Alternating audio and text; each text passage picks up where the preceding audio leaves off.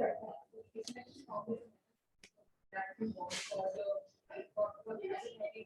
जी बच्चों, good afternoon everyone.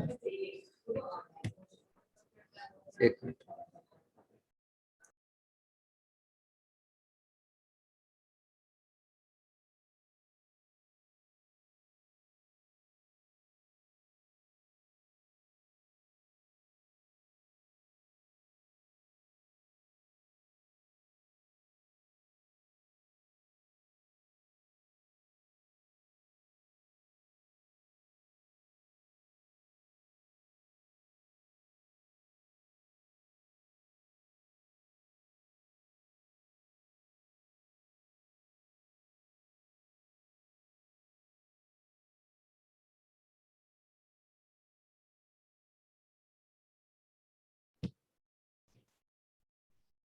हाँ बच्चों, कैसा हुआ आपका टेस्ट?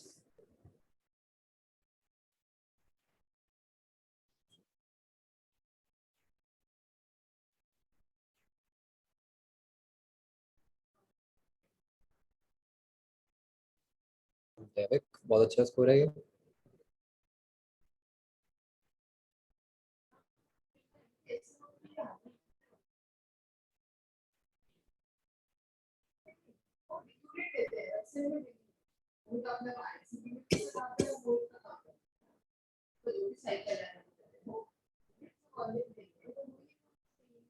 टेस्ट में पार्शियल मार्किंग नहीं मिली?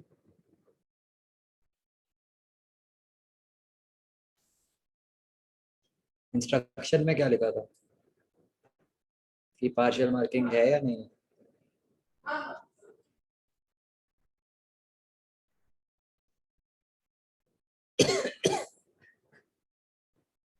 अच्छा, अगर है तो हो जाएगी, फिर डोंट वरी, वो ठीक होके मतलब मार्क्स चेंज हो जाएंगे।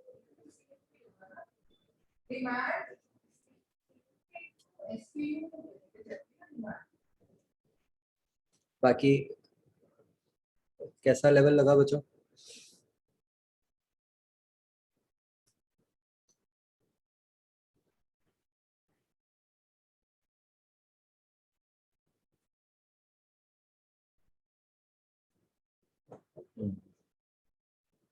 मेन से तो ऑब्वियसली बेटर था।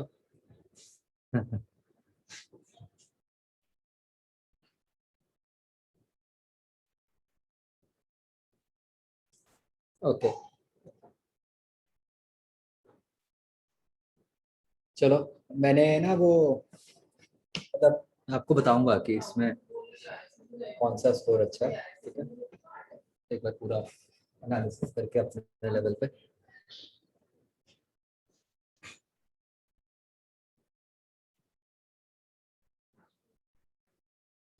बाकी बस बच्चों कोई चक्कर नहीं है, जैसे मैंने आपको पहले बोला था, ये स्टार्ट है ना, अब चलते रहेंगे ऐसे टेस्ट आगे आगे।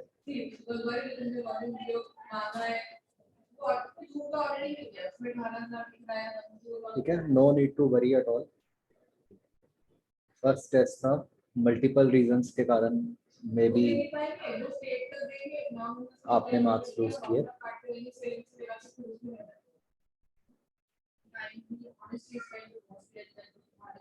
डिस्टर्बेंस आ रही है किस टाइप की?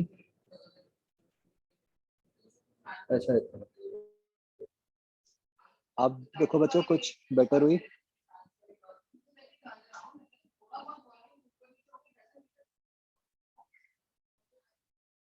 चलो, मुझे बताना अगर अभी भी हुई तो बताना, फिर कुछ मैं पोजीशन चेंज करता हूँ अपनी। क्या? आई डोंट नो, मैंने हो सकता है अभी नहीं हो कोई बाउंसर वाला क्वेश्चन। मैंने तो आपको ब्रॉडली बताया था। एक सेकंड।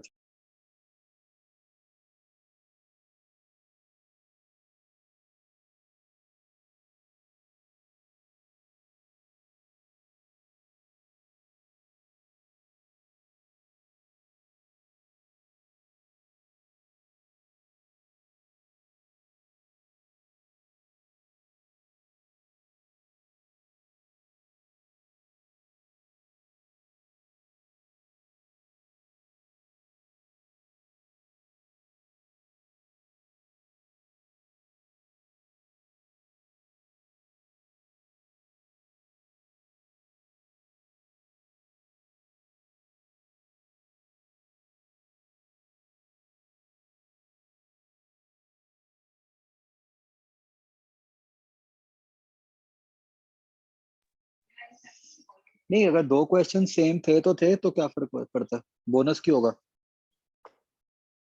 अच्छी बात है कि आपको सेम टाइम में दो क्वेश्चंस के मार्क्स मिलेंगे।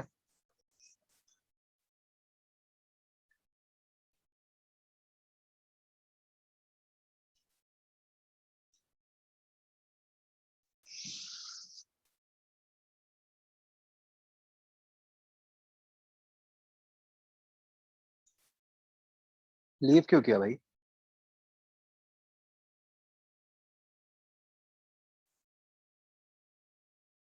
नहीं, ये टेस्ट अभी नहीं डिस्कस होगा बच्चों, कोई भी ईयर एंड।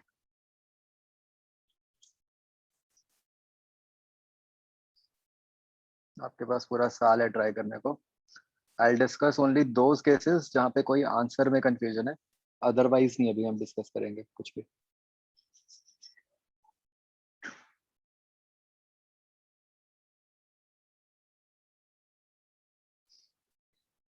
तब ये सारे क्वेश्चंस फाइनली आपसे खुद ही होने चाहिए, और धीरे धीरे वो मेच्योरिटी आ जाएगी तो होने भी शुरू हो जाएंगे।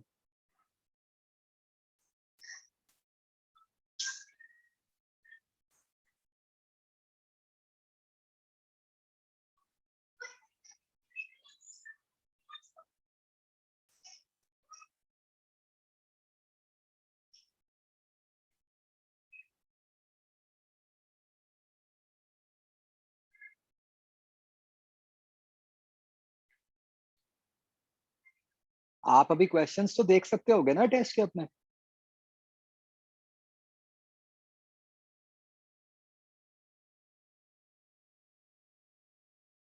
नहीं, क्यों?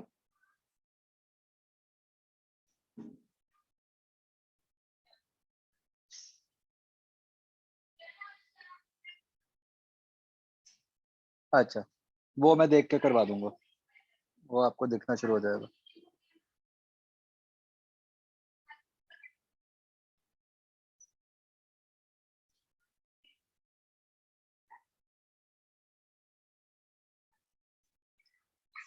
हाँ जी बच्चों, वेक्टर्स में ए पार्ट, एनी डाउट्स?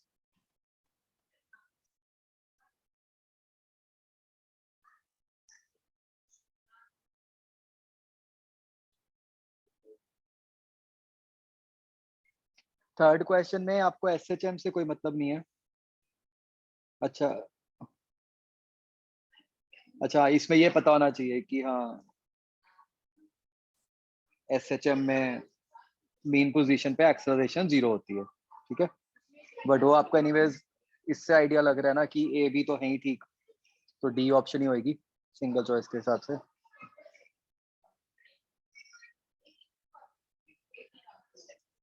और कोई क्वेश्चन बच्चों?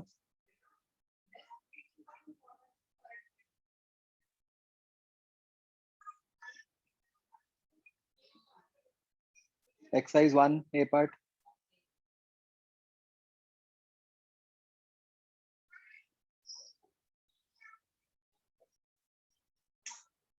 सिक्स्थ क्वेश्चन, मतलब अभी हमने पढ़ना है ना, अभी हमें पता नहीं कि क्या क्या पॉसिबल होगा। राइट नाउ हम सिर्फ इतना कह सकते हैं कि हाँ, डी तो हमें समझ आता है कि डी तो पॉसिबल हो जाएगा, है ना, वो तो कर लिया हमने। सेवेंथ का बच्चों देखना आपके पास आंसर, मतलब सेवेंथ का बी सी डी बनेगा।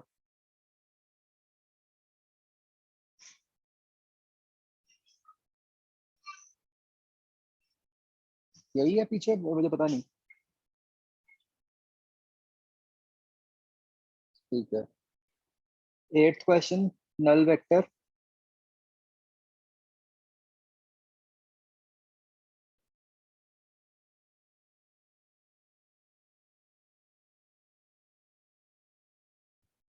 तो बी और डी हो जाएंगे ना? एक मिनट, नहीं सॉरी, सी और डी। स्टेशनरी ऑब्जेक्ट है तो उसकी डिस्प्लेसमेंट तो 0 ही है। और रेक्टेंगुलर कोऑर्डिनेट सिस्टम का क्या मतलब होता है? जो नॉर्मल एक्स वाई सिस्टम होता है। तो एक्स वाई सिस्टम से, मतलब एक्स वाई सिस्टम में जो ओरिजिन है वो 0 पे ही होता है ना, इसलिए।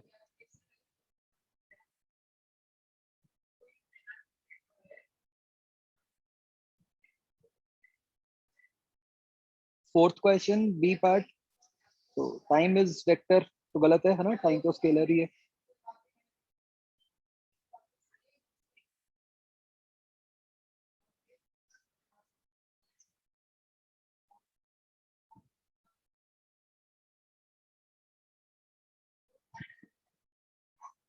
राइट बच्चों, टाइम स्केलर है ना, इसमें कोई कंफ्यूजन तो नहीं है।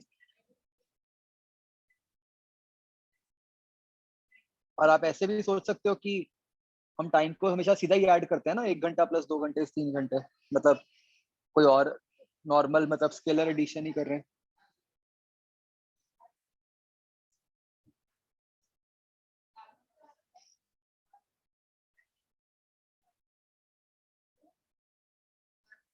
सिक्स क्वेश्चन, मैंने बोला ना कि अभी टाइम की डायरेक्शन हम इस तरह से कहते हैं बच्चों कि मतलब इन अ वे टाइम हमेशा आगे की तरफ बढ़ता रहता है ना, तो दैट वेज हम कहते हैं कि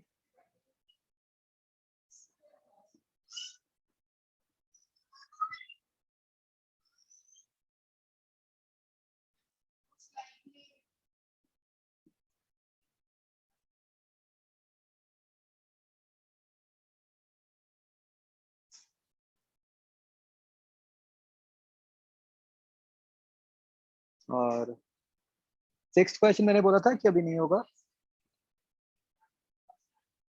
आ, आपके लेवल पे बच्चों कोई भी वेक्टर जब है ना, अपने उसको फ्री वेक्टर ही मानना है, ठीक है, अगर कुछ नहीं मेंशन।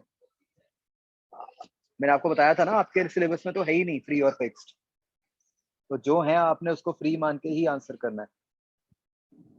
आई मीन जबरदस्ती एक्स्ट्रा दिमाग मत लगा देना, ठीक है।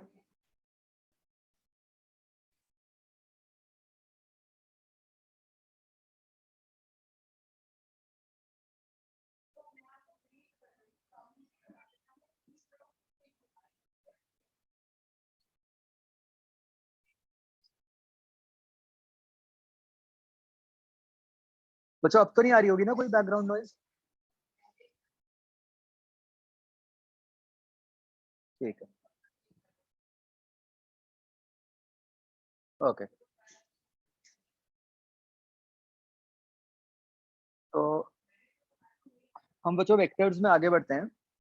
जैसे मैंने आपको लास्ट टाइम समझाया था कि we are talking about various mathematical operations, जैसे पहले हम जो काम स्केलर्स के लिए करते थे, अब हम देखेंगे कि वही काम अब हम वेक्टर्स के में कैसे करते हैं, एडिशन, सब्ट्रैक्शन, मल्टीप्लिकेशन एटसेट्रा। तो इसीलिए हम वो सिक्स क्वेश्चन आंसर भी नहीं कर पा रहे थे फॉर द टाइमिंग। तो first of all we'll study addition, ठीक है। So addition is also known as resultant.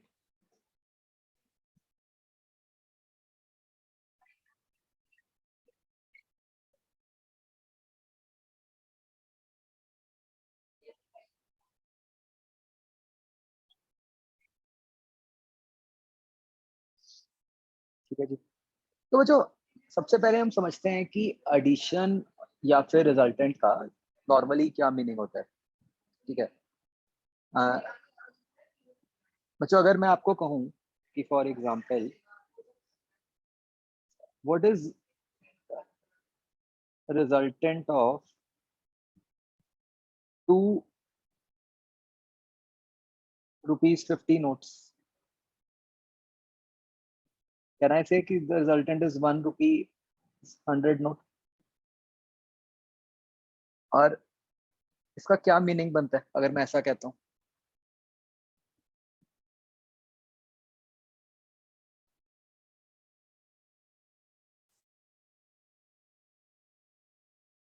इसका मतलब बच्चों ये बनता है ना कि 100 का नोट वही काम करेगा जो 2 50 के नोट मिलके करेंगे।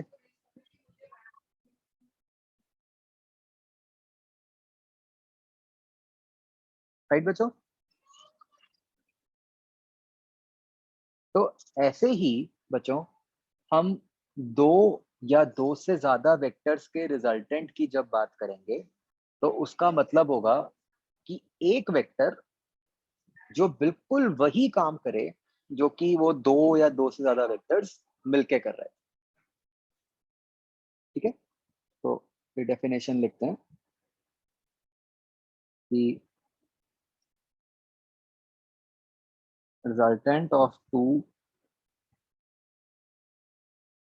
or more vectors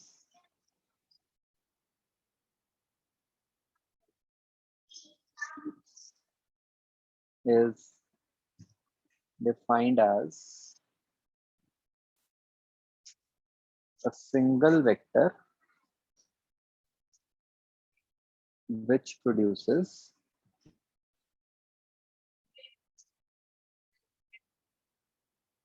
the same effect as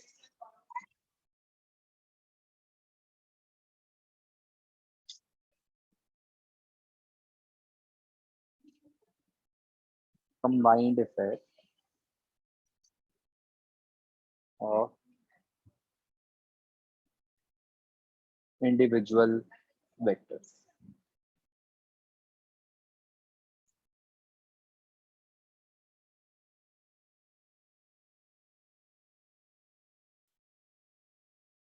ठीक है बच्चों, इसको बच्चों हम समझेंगे with the help of displacement. ठीक है, डिस्प्लेसमेंट में इसको समझना सबसे आसान है।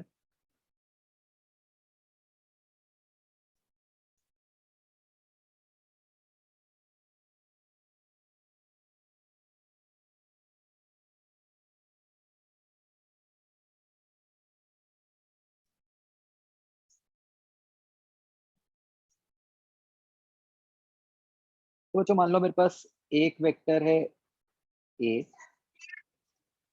ठीक है, तो अगर हम इसको डिस्प्लेसमेंट की टर्म्स में सोचें तो बेसिकली ये वेक्टर कुछ राइट को मूव करवा रहा है ना, मतलब फिगर के हिसाब से 3 बॉक्सेस राइट को मूव करवा रहा है ये वेक्टर। ठीक है जी, अब मैं बच्चों ऐसे ही अगर एक वेक्टर बनाऊं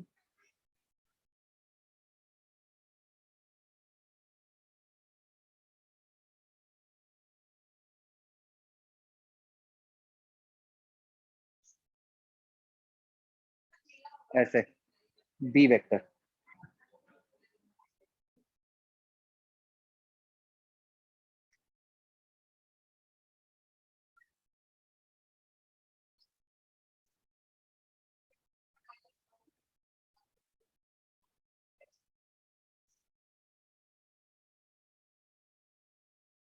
तो बी वेक्टर ऐसे कुछ टेढ़ा मूव करवा रहा है लेट्स से। ठीक है, तो मान लेते हैं कि भाई ए वेक्टर ने बॉडी को कुछ पॉइंट ओ से ए तक मूव करवा दिया और बी वेक्टर ने उसको ए पॉइंट से लेट्स से, ये ए नहीं मैं यूज करता, ये मैग्नीट्यूड ऑफ ए से कंफ्यूज हो जाओगे आप। मान लो ओ से पी तक मूव करवाया और बी वेक्टर ने उसको पी से क्यू तक मूव करवा दिया। ठीक है जी, तो बच्चों अब इन दोनों वेक्टर्स का कंबाइंड इफेक्ट क्या है? दोनों वेक्टर्स ने मिलकर करा क्या? दोनों वेक्टर्स ने मिलकर बॉडी को ओ से क्यू पहुंचा दिया, है ना। तो अगर मैं कहता हूं कि इन दो वेक्टर्स का रिजल्टेंट, तो भाई उसका क्या मतलब हुआ? एक ऐसा वेक्टर जो सीधा बॉडी को ऐसे ओ से क्यू मूव करवा दे,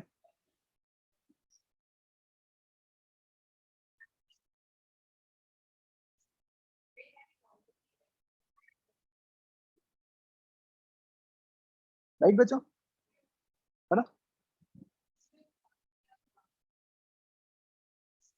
तो ये जो रेड वाला वेक्टर है बच्चों, ये बन गया हमारा ए वेक्टर प्लस बी वेक्टर।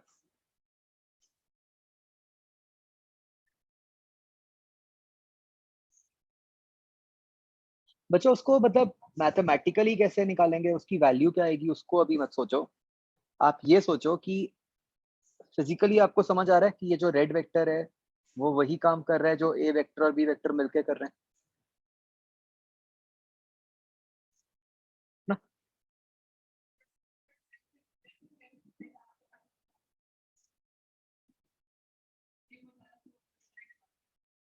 तो इसका मतलब बच्चों, अगर कहीं पर भी हमारे को दो वेक्टर्स या तीन वेक्टर्स गिवन होंगे, तो क्या हम उनका रिजल्टेंट बना सकते हैं, ड्रॉ कर सकते हैं मतलब।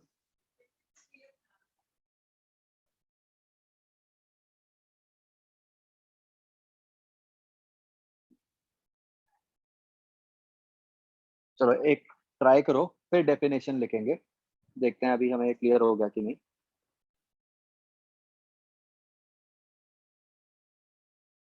मैं बच्चों चार वेक्टर्स बना रहा हूँ, आप मुझे उनका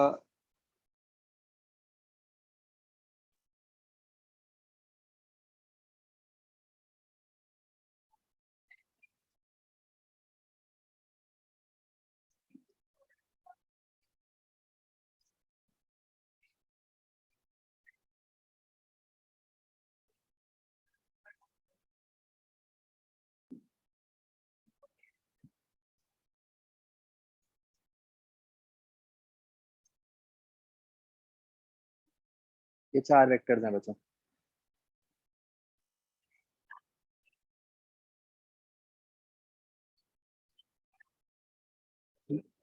बच्चों मैंने चारों की लेंथ सेम दिखाई है ना, आप देख सकते हो बॉक्सेस के हिसाब से। तो अब मुझे बताओ इनका रिजल्टेंट क्या बनेगा।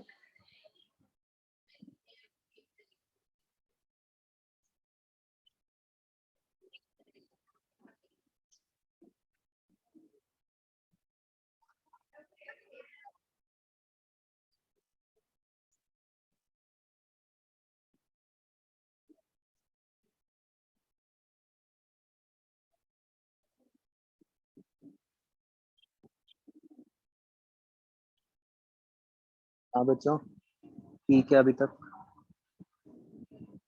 आयुष ये कैसा आंसर है।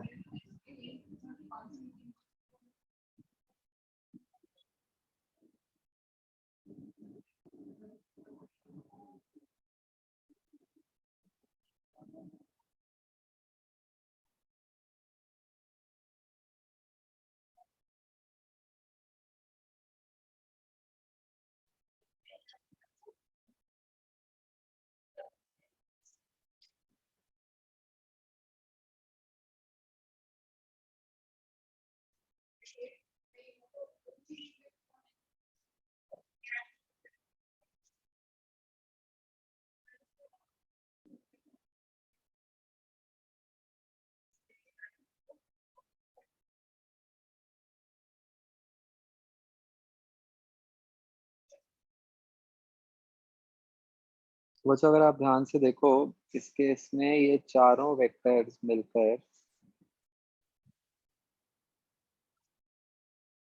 ऐसे एक स्क्वायर बना रहे हैं,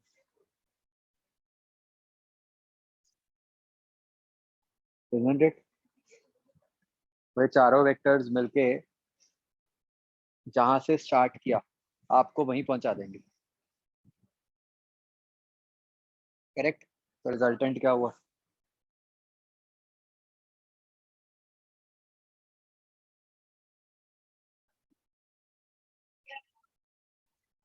जीरो वेक्टर, करेक्ट, या नल वेक्टर।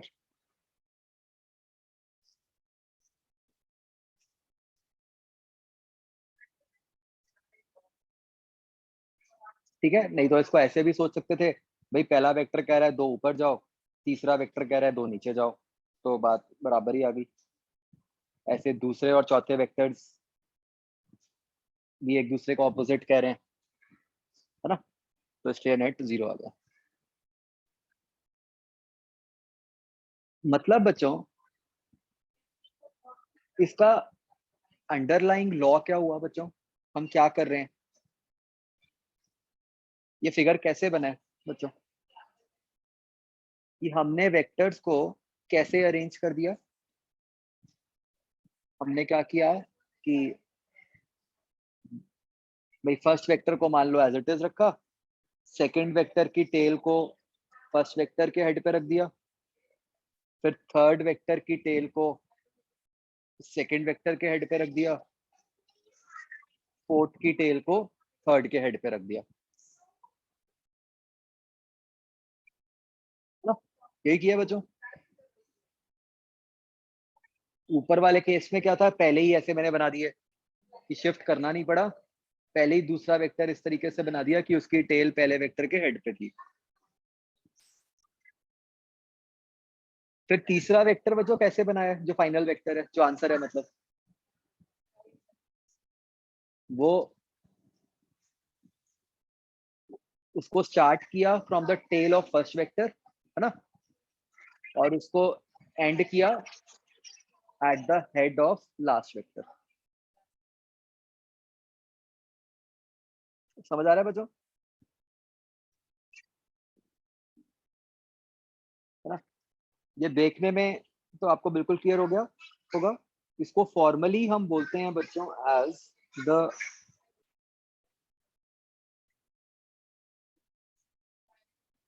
ट्रायंगल ऑफ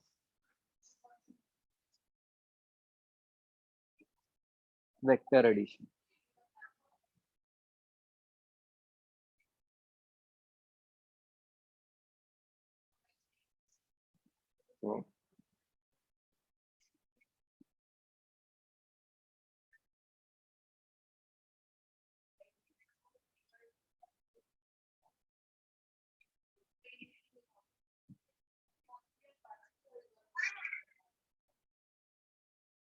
तो भाई ये लॉ कहता है कि अगर आपने दो वेक्टर्स को इस तरीके से बनाया कि एक की टेल दूसरे के हेड को टच कर रही है, ठीक है,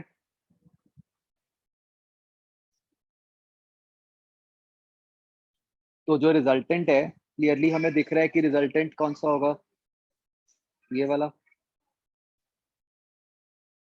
this is from the tail of first vector to the head of second vector, है ना। तो इसको बच्चों देखो लिख कैसे देते हैं हम,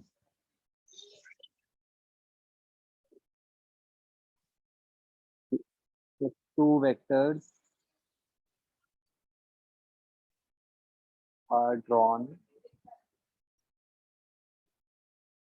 in such a way that the tail of one vector touches the head of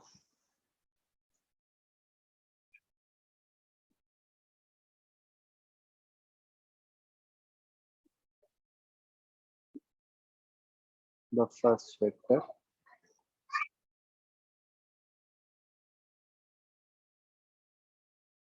then the resultant of these two vectors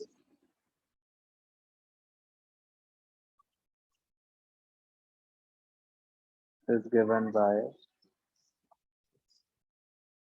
the third side of the triangle formed by these two vectors. The direction of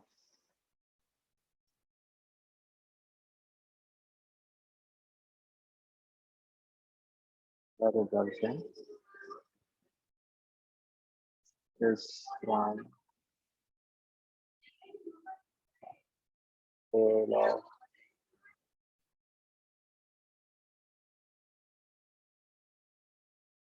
first vector to head of second vector. बच्चों ऐसे देखने में लग रहा है ना कि कितनी लंबी सी कहानी है, बट जो अंडरलाइन कंसेप्ट है वो बिल्कुल सिंपल सा है ना। मतलब अपने माइंड में ना हमेशा ऐसे सोचो कि डिस्प्लेसमेंट्स हो रही हैं, कि भाई 2 वेक्टर्स 3 वेक्टर्स मिलके जो डिस्प्लेसमेंट कर रहे हैं वो एक सिंगल वेक्टर किस तरह से कर देगा। ठीक है, दिस स्टेट, ये जो इतनी बड़ी लंबी स्टोरी है, this is only for the purpose of school exam. I think otherwise तो आपको कंसेप्ट क्लियर हो रहा होगा, क्यों बच्चों?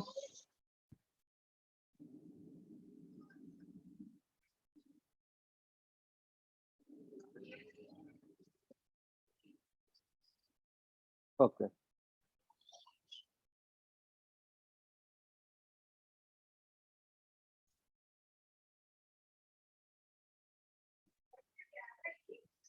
तो अब बच्चों हम इसको मैथमेटिकली भी निकाल के देखते हैं कि ये जो हमारा थर्ड वेक्टर बना, ए वेक्टर प्लस बी वेक्टर, है ना, अभी उसका क्या मैग्नीट्यूड है और क्या डायरेक्शन।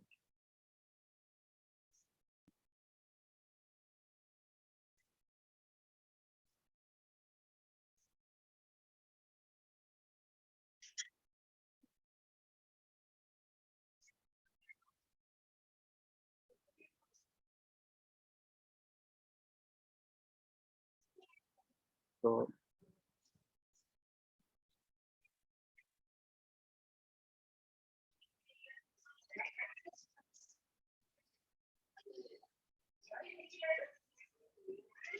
तो हमने बच्चों ये जो हमारा ए वेक्टर प्लस बी वेक्टर है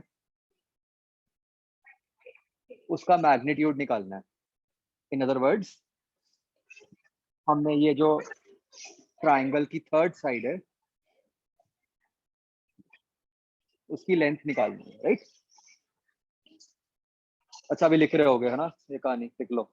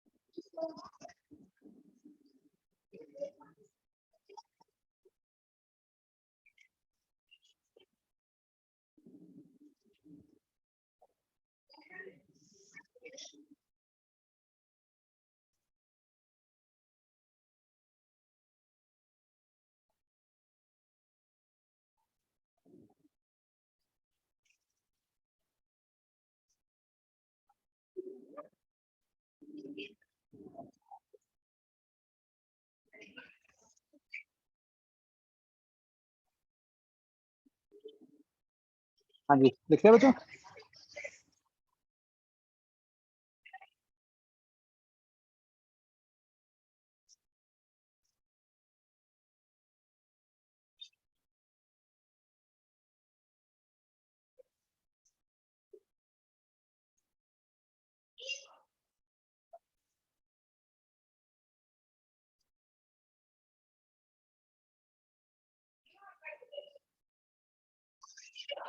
तो बच्चों हमने ये जो रेड वाला वेक्टर है, हमने इसकी लेंथ निकालनी है।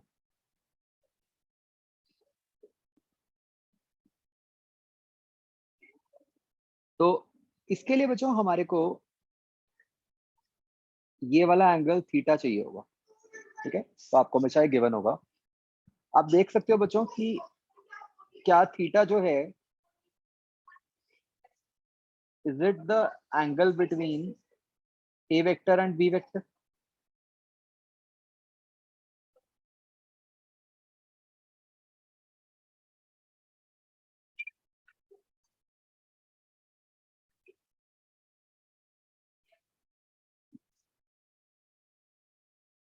ठीक, तो ये निकालने के लिए आपको एंगल चाहिए होगा। मतलब जिन दो वेक्टर्स का आपको रिजल्टेंट निकालना है, आपको उनके बीच का एंगल चाहिए होगा।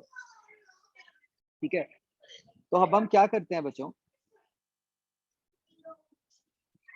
मैं लेबलिंग कर देता हूँ। तो let's say this is point O, this is point P, and this is point Q.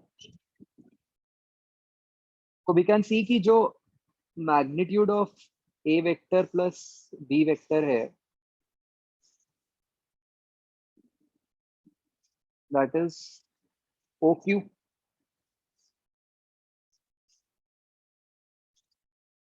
Correct? जो नीचे वाला वेक्टर है A वेक्टर, उसका मैग्नीट्यूड A हो गया, तो उस लाइन की लेंथ A हो गई, और ये जो साइड वाली लाइन है इसकी लेंथ B हो गई। ठीक है जी। तो हमें OQ की लेंथ ढूंढनी है बच्चों। उसके लिए बच्चों व्हाट वी डू इज, हम Q पॉइंट से ऐसे नीचे परपेंडिकुलर ड्रॉप कर देते हैं। लेट्स से ये पॉइंट R हो गया।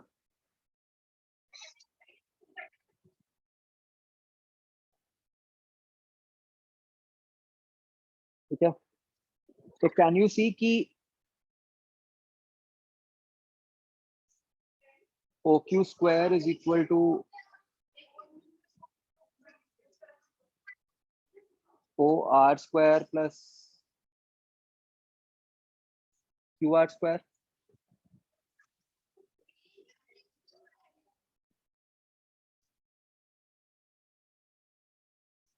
ठीक है ना, तो ये बन गया OP प्लस PR का स्क्वायर प्लस QR का स्क्वायर।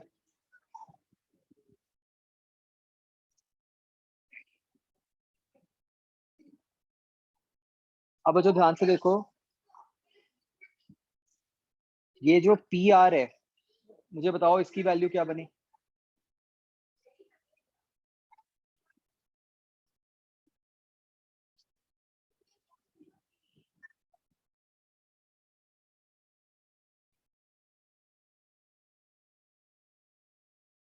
So this is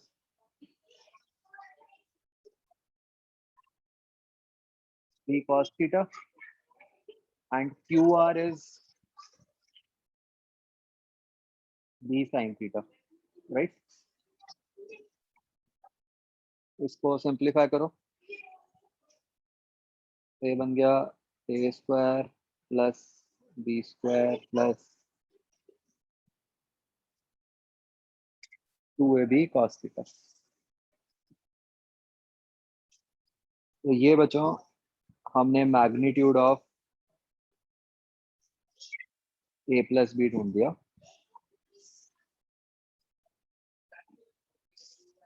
जो कि बन गया root of A square plus B square plus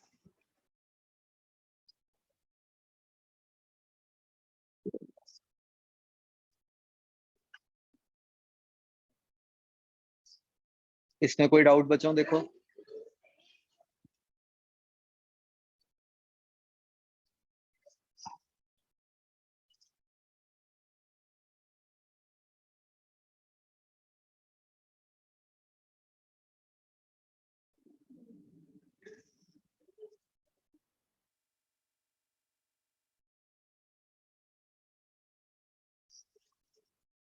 okay जी।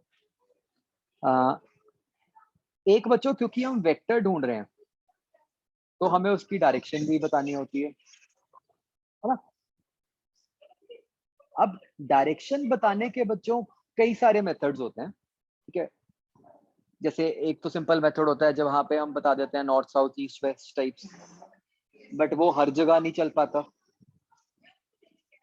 ठीक है जी, तो एक मेथड होता है डायरेक्शन बताने का कि एंगल बता दो, जो कि हम अभी प्रेजेंटली बात करेंगे। तो बच्चों अगर हम ये एंगल फाई बता दें जो वेक्टर बना रहा है विद ए वेक्टर, मुझे इस फिगर में बताओ बच्चों, tan phi क्या बन गया?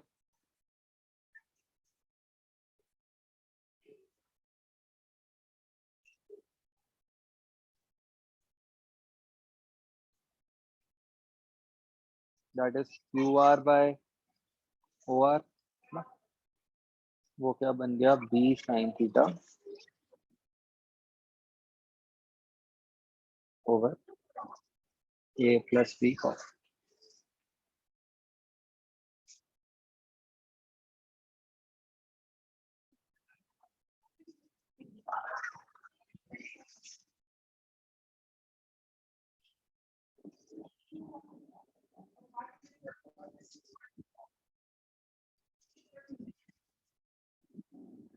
तो बच्चों आप समझ रहे हो हमारे जो आंसर्स हैं वो किस किस पे डिपेंड कर रहे हैं? A पे, B पे और थीटा पे, है ना? तो हमने जो हमारा नया वेक्टर था, जो रेड वेक्टर था, हमने उसका मैग्नीट्यूड भी बता दिया और हमने उसकी डायरेक्शन भी बता दी। तो डायरेक्शन हमने किसके रिस्पेक्ट में बताई है? With respect to A vector, है ना?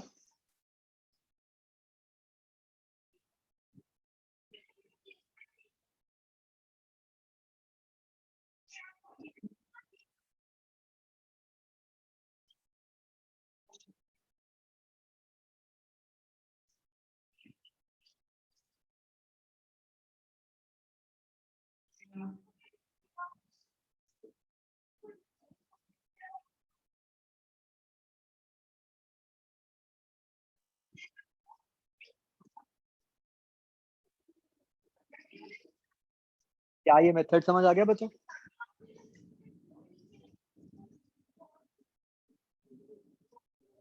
तो बच्चों आप एक बहुत इंपॉर्टेंट बात ये समझो,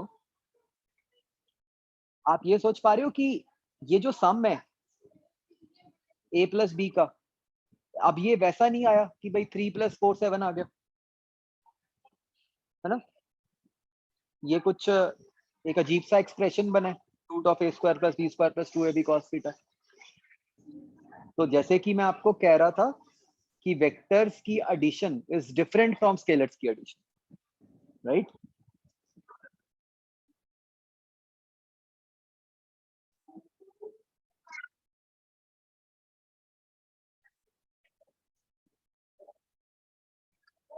तो बच्चों आपको ये रिजल्ट भी अप्लाई करना आना चाहिए, ठीक है? और आपको साथ ही साथ, मतलब उससे भी ज्यादा इंपॉर्टेंट है कि फिगर बना के समझ आ जाना चाहिए कि रिजल्टेंट क्या बन रहा है, ठीक है? इस रिजल्ट को हम बहुत ज्यादा यूज नहीं करते, हम आगे एक और मेथड करेंगे एडिशन का, हम वो यूज करते हैं। बट ये फिगर वगैरह हमें बहुत बार बनाना पड़ता है कि भाई ऐसे वेक्टर्स बनाए और फिर उनका रिजल्टेंट देख लिया, ठीक है?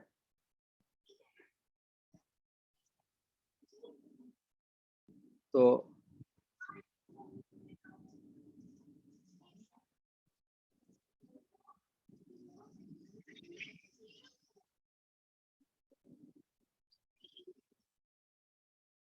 तो यहाँ से बच्चा आप एक चीज ये देख सकते हो कि ये जो रिजल्टेंट है ये मैक्सिमम कब होगा?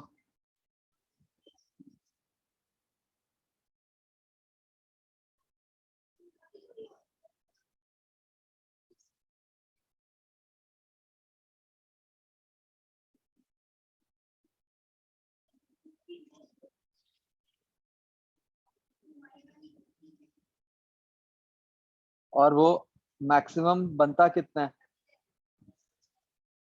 A plus B,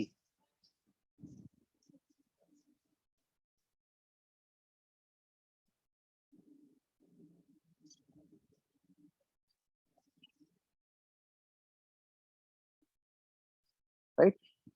and again, है ना, ये लॉजिकली भी दिखता ही है एकदम कि भाई मैक्सिमम कब होगा? जब दोनों वेक्टर्स सेम डायरेक्शन में ही लग रहे होंगे, है ना? और मिनिमम कब होगा?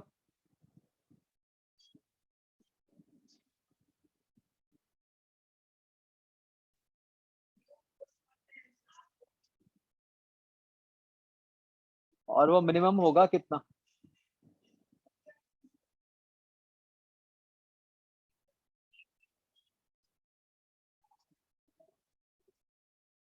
और वो कब होगा? जब थीटा 180 होगा।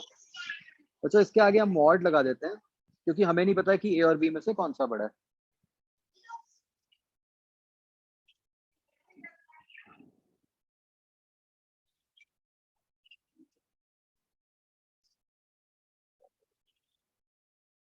हाँ जी, मेरे पास एक डाउट आया कि रिजल्टेंट और ए वेक्टर के बीच में एंगल सर पाई नहीं होना चाहिए। क्यों भाई, पाई क्यों नहीं होना चाहिए?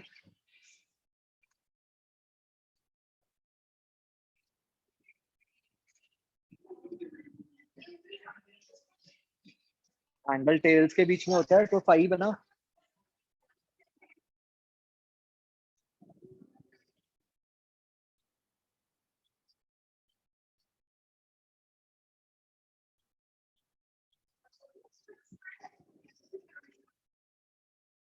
ये बच्चों दोनों कंडीशन समझ आ गई सबको?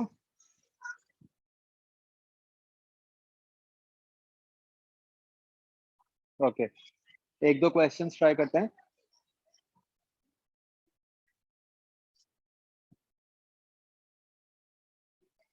पहले बिल्कुल फॉर्मूला पुटिंग।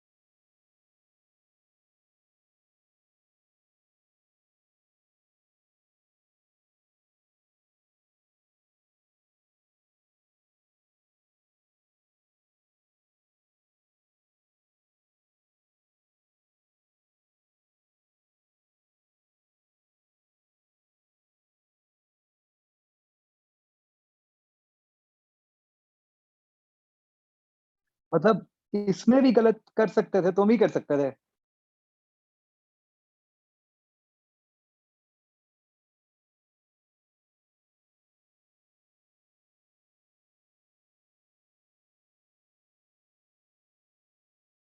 कृपालिनी, तुम वैष्णो देवी जाके आई हो ना?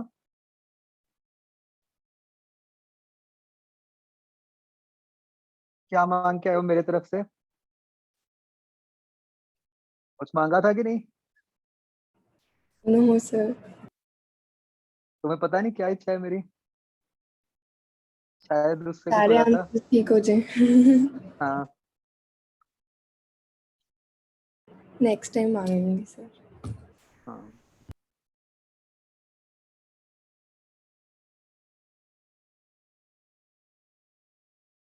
इसमें भी आप में से एक ने आंसर 8 निकाला हुआ है, मतलब कमाल है।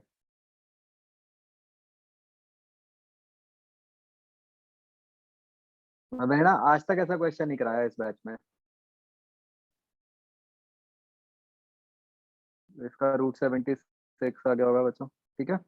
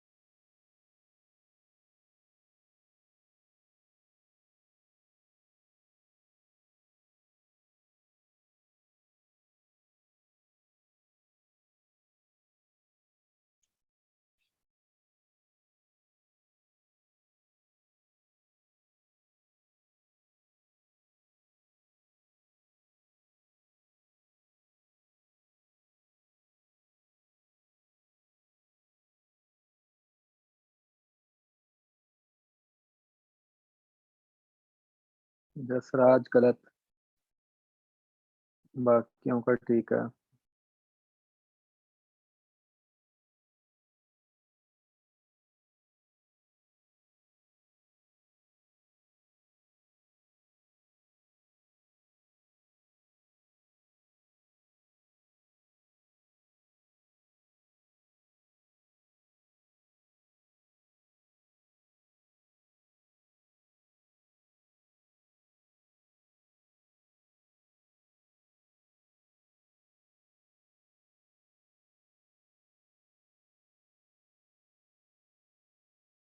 कुणाल, अश्मित गलत,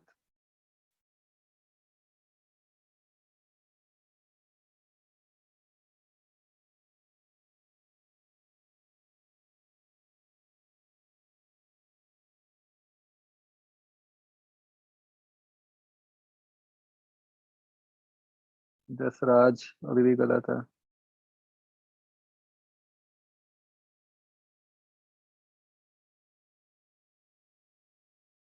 कुणाल गलत है।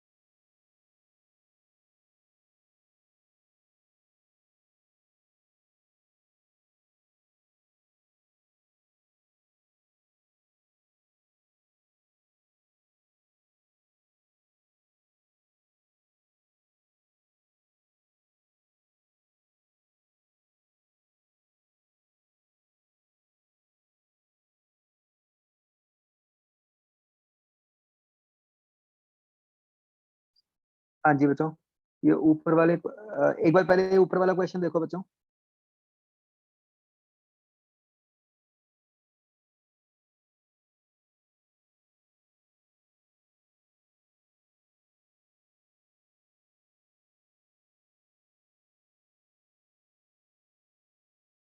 अ, देखो, इसको बच्चों एक तरीका तो ये है कि आप इक्वेशन से करो।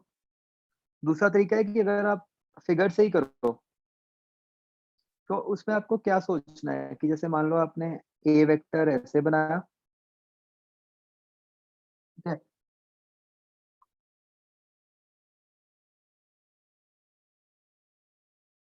बी वेक्टर हमें नहीं पता, हम मतलब कुछ भी रैंडमली अगर बनाएं,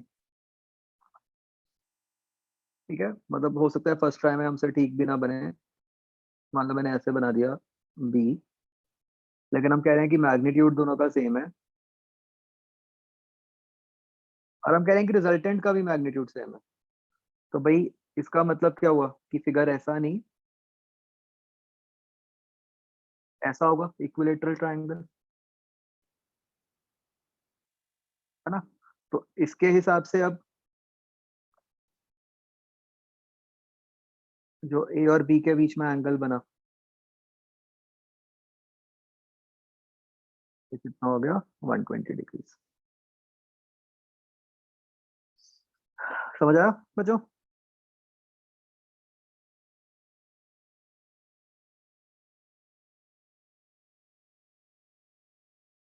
अच्छा, सेकंड में वंशिका ठीक है आपका? मैं गलत लिख दिया।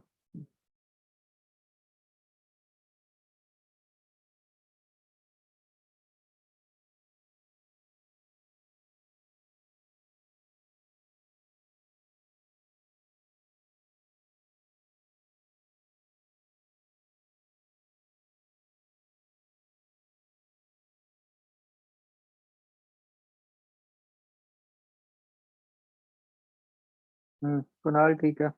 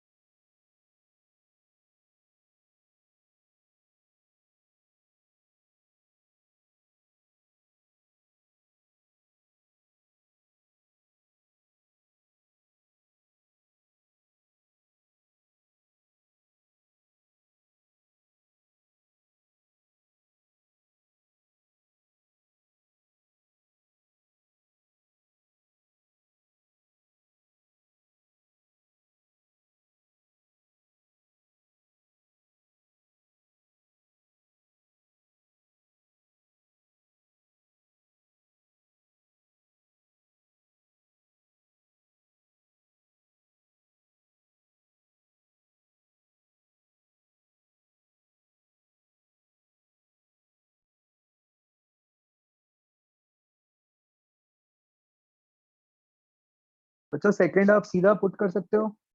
नहीं, इसमें कुछ आपका अजीब सा आ रहा होगा, शायद ऐसा आता है cos थीटा इज -2, है ना? इसका क्या मतलब हुआ? Not possible. cos थीटा -2 तो हो ही नहीं सकता ना, cos थीटा तो -1 से 1 के बीच में ही लाई करता है।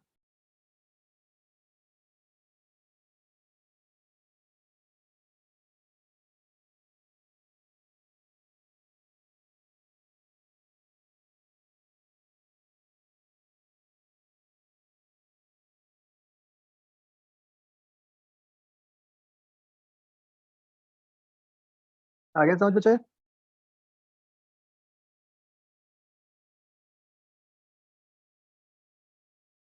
Okay,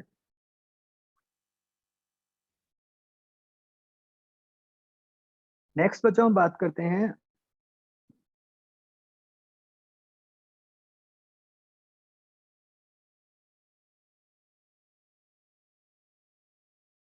subtraction of two vectors.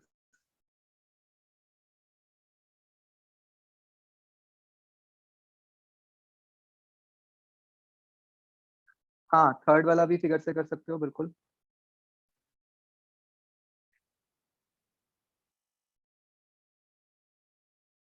तो बच्चों सब्ट्रैक्शन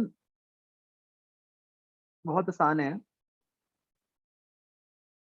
मान लो आपको a vector minus b vector निकालना है, तो you can write this as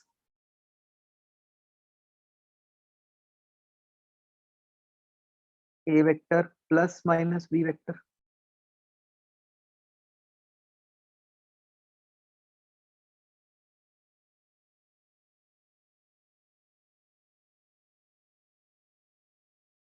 इसका क्या मतलब हुआ?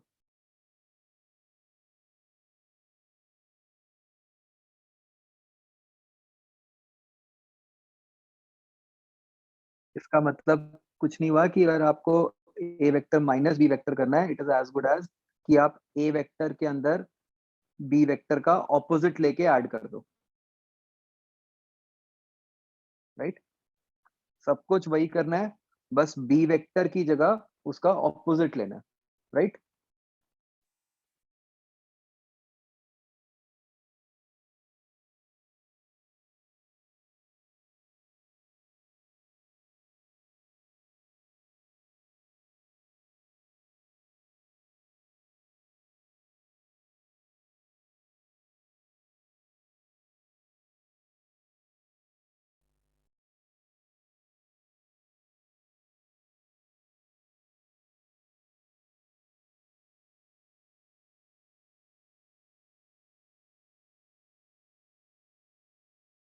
तो बच्चों मान लो वही ये a और b है, तो आप मुझे निकाल के दिखाओ कि what will be magnitude of a minus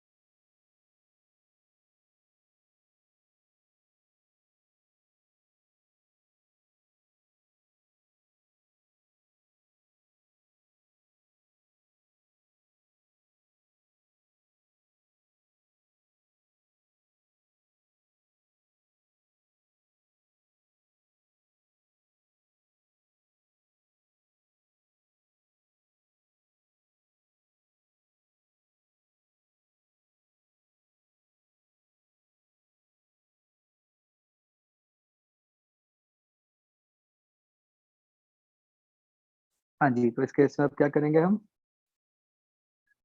यहाँ पे अब हमें बी वेक्टर से नहीं, हमें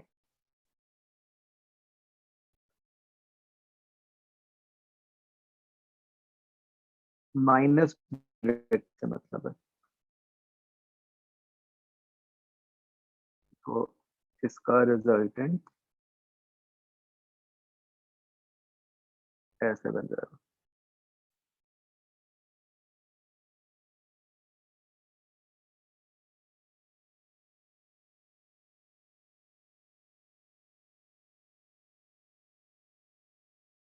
तो बेसिकली तो आप ऐसे सोचो कि आपने ये व्हाइट और ब्लू वाले वेक्टर्स का रिजल्टेंट निकालना है।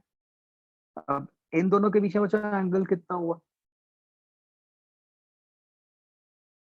180 माइनस थीटा।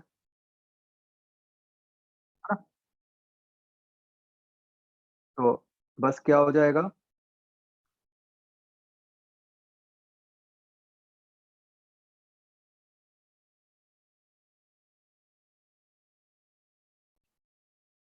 जब आप करोगे तो A square plus B square plus 2ab cos 180 minus theta आ जाएगा ना।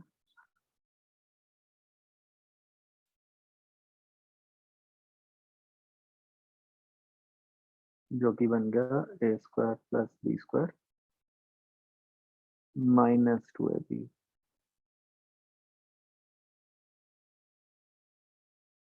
तो बच्चों सोचने के लिए आसान है काम, बस कि आपने क्या किया, ऐसे सोच सकते हो कि आपने बी को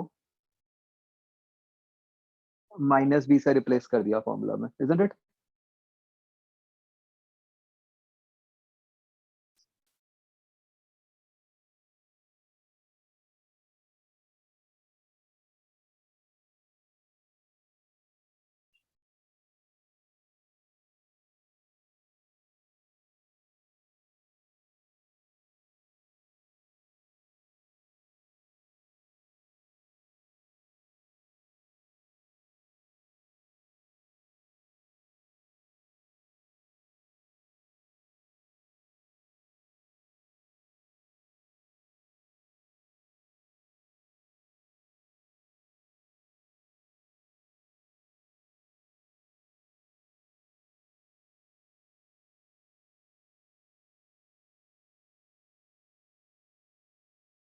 तो बच्चों क्या होता है कि जैसे हमें ये इस वाले को स्पेसिफिकली हमने नाम दिया एज ट्रायंगल, ऐसे हम इसको एक्सटेंड पॉलीगन लॉ भी बना सकते हैं। ठीक है भाई, वो तो दो वेक्टर्स थे और उनका रिजल्टेंट था, तो तीन थे तो पॉलीगन मतलब ट्रायंगल बन गया। अगर चार होंगे तो वही चीज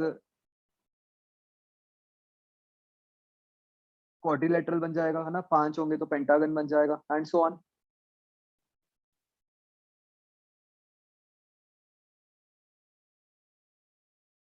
राइट बच्चों।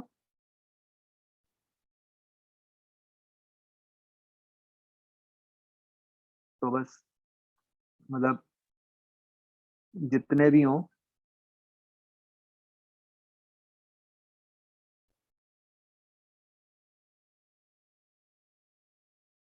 आप तो सारे ऐसे हेड टू टेल लगाते जो, तो जो भी लास्ट वेक्टर बनेगा वो रिजल्टेंट होगा,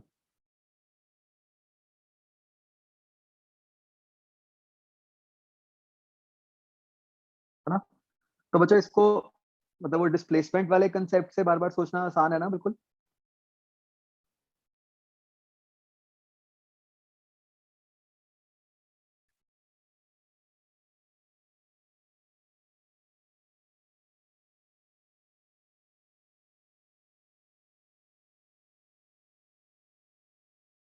ओके। तो तो बच्चों ये ख्याल रखना, मैंने सिर्फ ये कहा है कि डिस्प्लेसमेंट वाला कंसेप्ट, बाकी यूज तो आप मतलब वो ऐसा नहीं कि सिर्फ डिस्प्लेसमेंट वाले वेक्टर्स ऐड कर सकते हैं, ऐड तो कोई भी कर सकते हो, ठीक है। समझने के लिए हमने कहा है कि डिस्प्लेसमेंट वाला केस ले लो।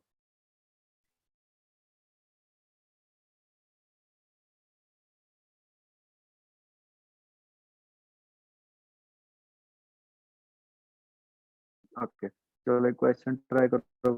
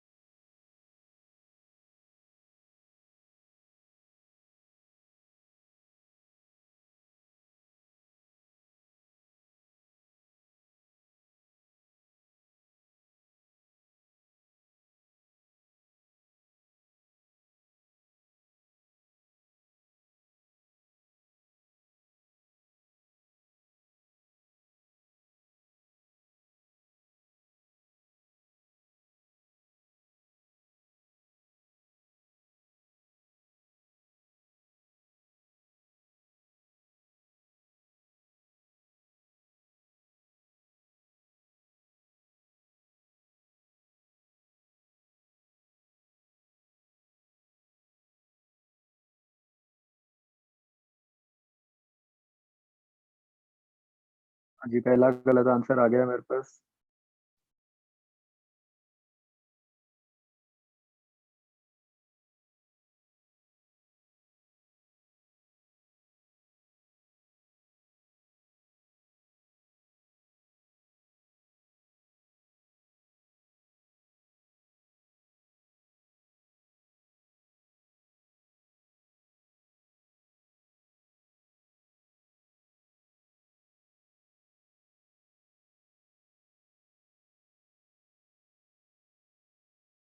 ओ बच्चा मैंने गलत लिख दिया, एंगल नहीं मुझे रिलेशन लिखना था। Please try again. मतलब ए और बी वेक्टर्स के मैग्नीट्यूड्स में रिलेशन चाहिए।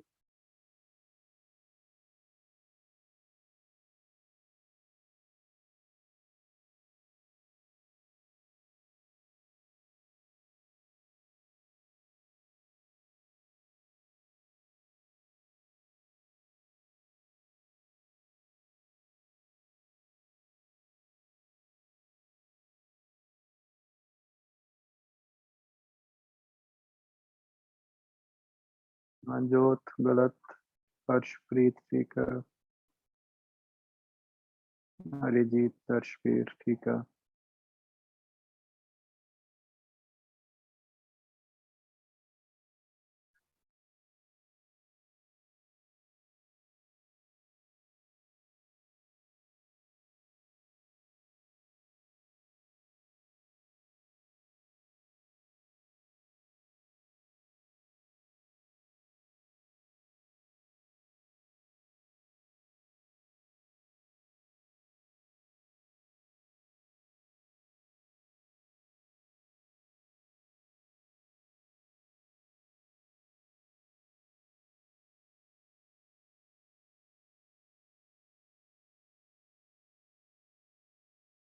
आयुष ठीक है।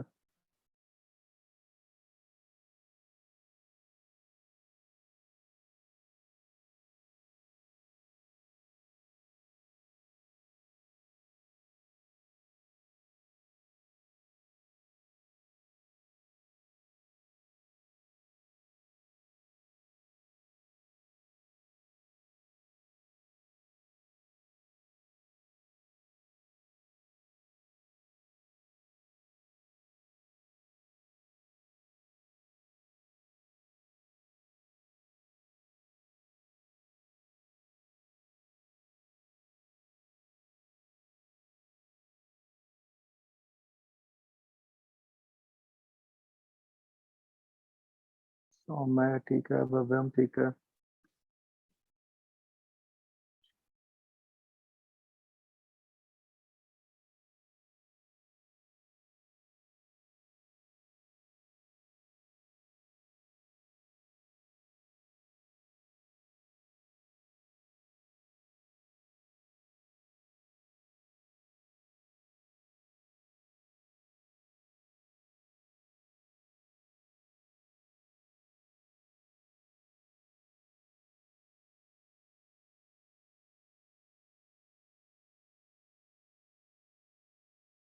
जिनका हो गया वो अगला ट्राई करो।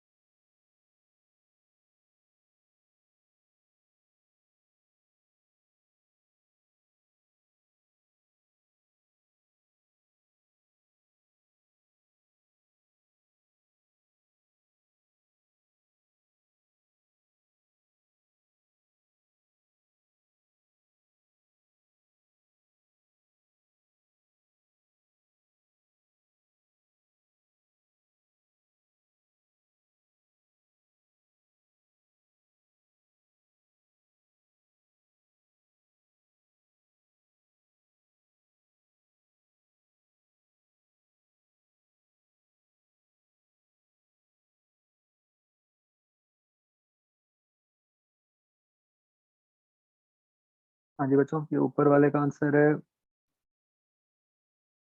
a equal to B.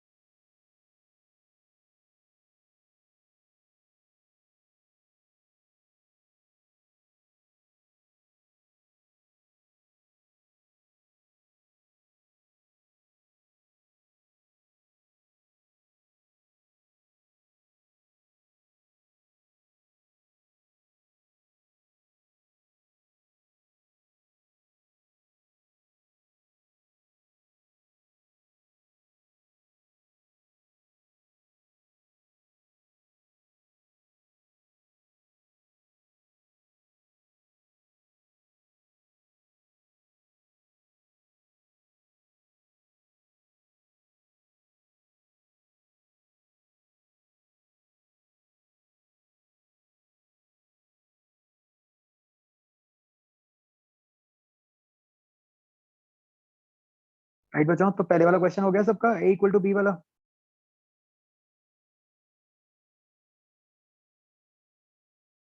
चलो, किसी भी क्वेश्चन में डाउट है तो पूछो।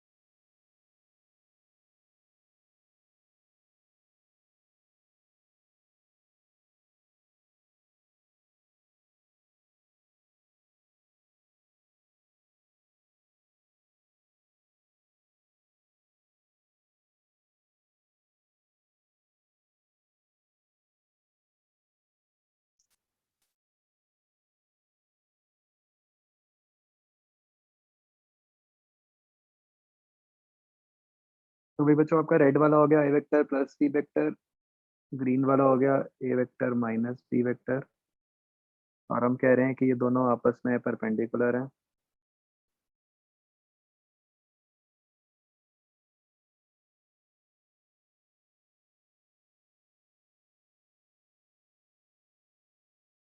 और ये एंगल हो गया आपका थीटा। तो बच्चों ये फिगर ठीक है, मैग्नीट्यूड वाइज ये बी है और ये बीच वाला ए है।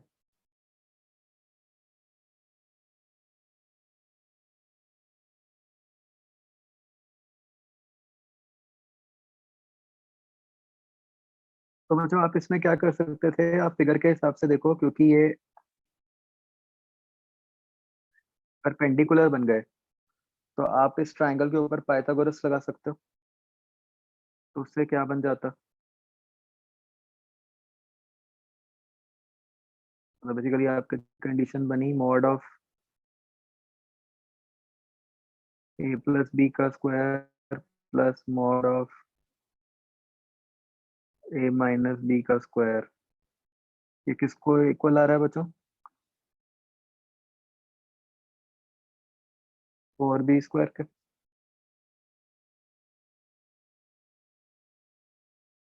इसको सिंप्लीफाई कर लो, इससे you will get a equal to b।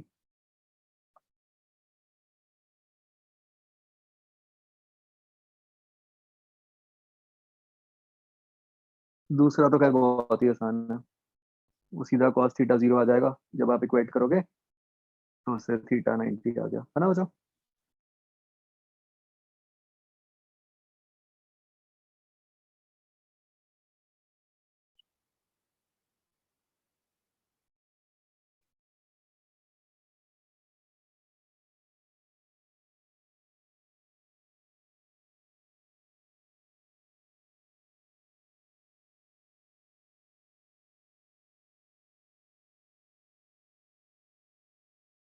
Okay ठीक है बच्चों, दैट्स इट।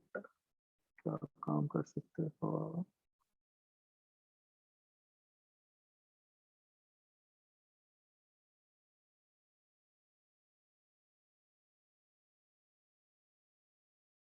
जी, तो आपका होमवर्क है बच्चों,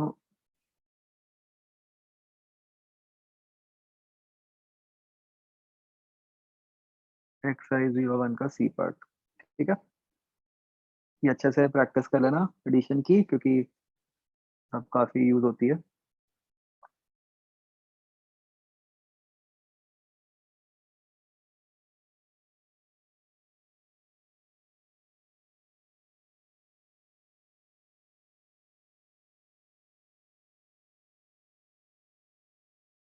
हाँ मैं गलत, बी और सी दोनों बच्चों।